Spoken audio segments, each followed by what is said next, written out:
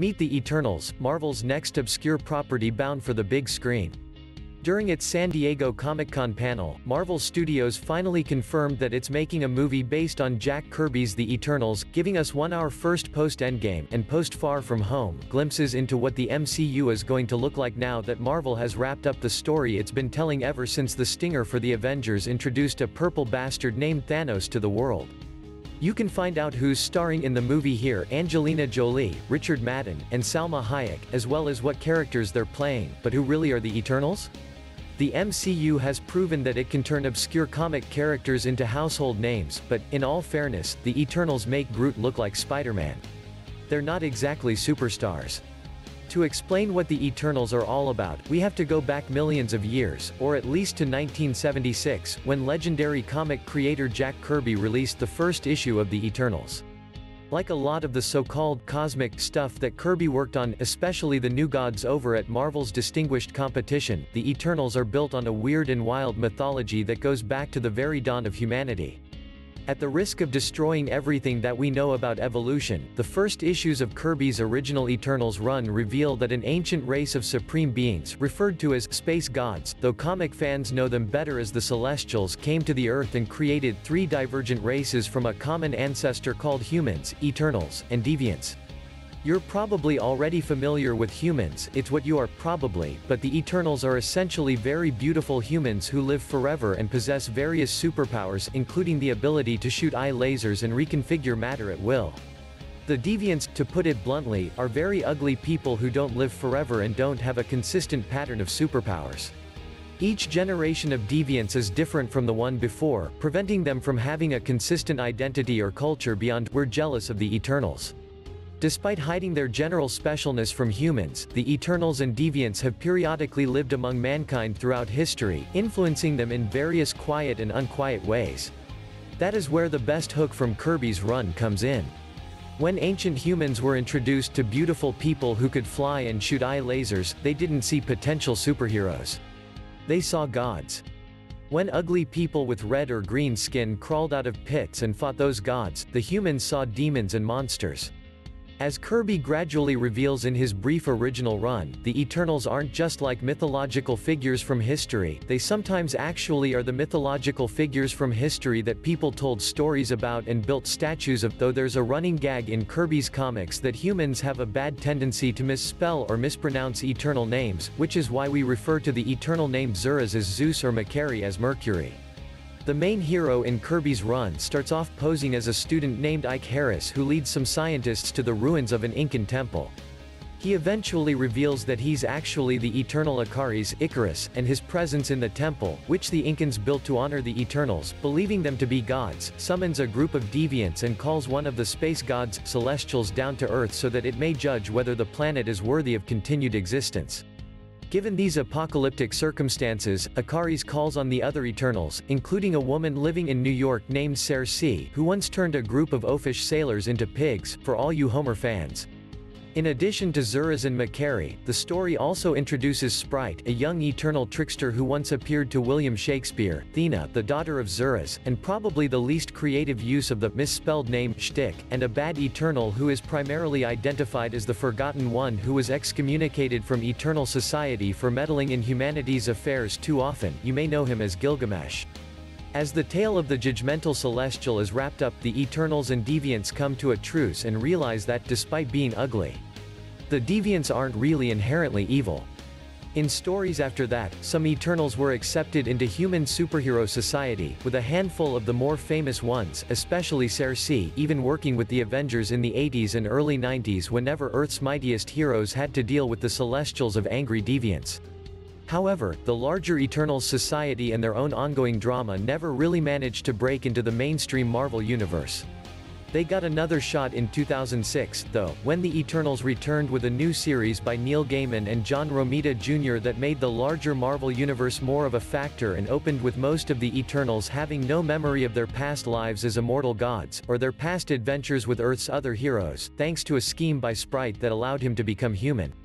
This was just after the superhero civil war, when people with powers were forced to register with the government, so the idea that these immortal people were just walking around among normal people does get addressed by a very frustrated Tony Stark, who does remember working with Cersei when she was an Avenger.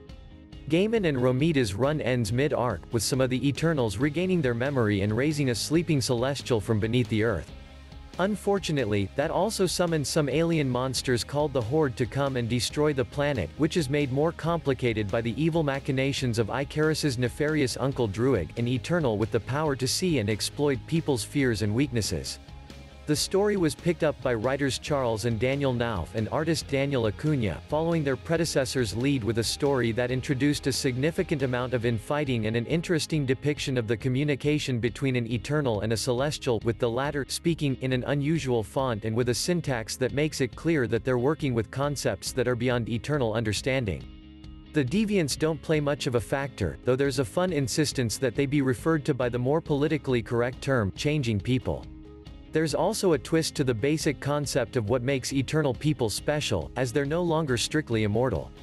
They can live forever, but if they get killed by a sufficiently powerful enemy, they have to be reborn in special pods.